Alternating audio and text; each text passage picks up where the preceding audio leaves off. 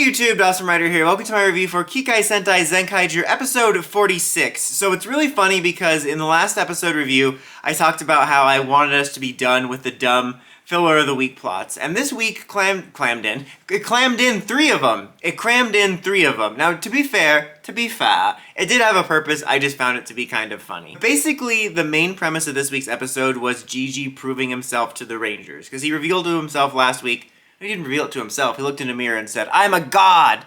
Now, he revealed it to them last week that he's a god that's created these worlds.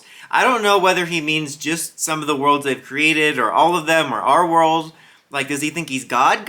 If that's the case, we just need to call Sam and Dean and he'll be defeated in like 5 minutes. This week he's trying to prove himself as trustworthy because he's like, I hate the Toji Gento and what they're doing, let's team up and take them down. And Kaito's like, well, how can we trust you if you're just a body-snatching SOB?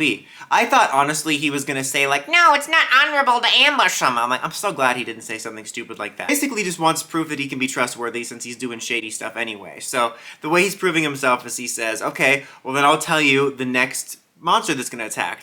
It's gonna be Carrot World. Something I found funny about that whole scene is like it was kind of dramatic in a degree. It was like, oh, you know, I'm this god that's created the worlds. Let's team up to fight the villains.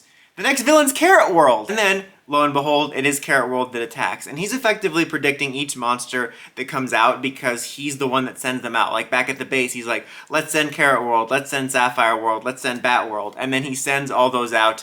And we basically get 3 little mini episodes squished within the episode of the Rangers defeating them throughout it as proof that he's quote-unquote trustworthy. And meanwhile, the villains are getting increasingly frustrated, and Tank Guy is very suspicious of Gege at the same time. We actually do also check in with Zenkaiger. It's really funny because I was thinking in this episode, I was like, oh man, I can't believe how long they've actually had us away from Zenkaiger, you know, within the context of Sentai. And then like within the next scene, he was there. And they're on the ship, and they're like, well, even though he did the SD-topia stuff, our brothers are still transformed. I'm like, well, yeah, that's probably because we're gonna have to use the Megazord.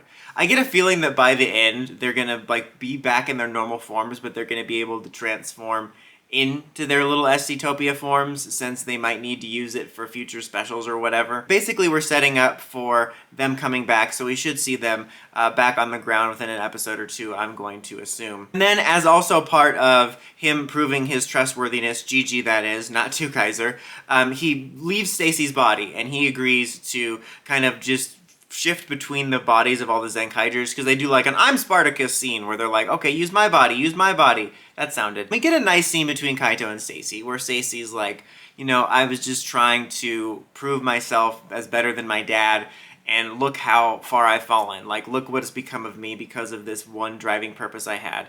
And it was a nice scene, for sure, but unfortunately it also is a version of the same scene we see every week, because it ends with the same, like, no. It's just, I'm so tired, guys. I'm so tired. Again, it was a nice scene, and I felt like Stacy admitting that about his dad was a nice moment of a little bit of a different development. But I'm so tired of the scenes where Kaito and Stacy are talking, and it's really nice, and Stacy starts to maybe come around a little bit, and then he's like, no, I don't wanna. I'm like, I'm tired. No, I don't wanna anymore with you, Stacy. Get out. Crapper, get off the pot, dude. Regardless, it was a nice scene, but I was still annoyed nonetheless. We end off with Kaito pseudo agreeing to trust him, and he switches between the bodies, like I said, but then the big villain guy, not Gege, but the wall guy, is like pissed. So he's like ready to go out there, so I think we'll see him fighting within the next episode. It was overall a solid episode. I thought the premise of Gege trying to prove himself through predicting these worlds wound up working, so it wasn't just one of the week story that effectively acted as the A-plot while more interesting stuff was going around. They incorporated the sort of filler-esque stuff with the main stuff, and it was kind of a clever plot device for that. I'm really more and more interested by Gege as we go along the more we find out about him. Like, if the stuff he's saying is true about being a god and creating the world, I'm very curious about his motivation in regards to all this, and again, his motivation going into Dawn Brothers.